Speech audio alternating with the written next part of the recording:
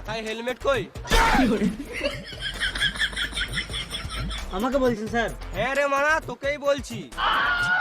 Sir helmet তো bike বালারা পরে, আমি তো টোটো বালা, আমাকে কেন ধরছেন?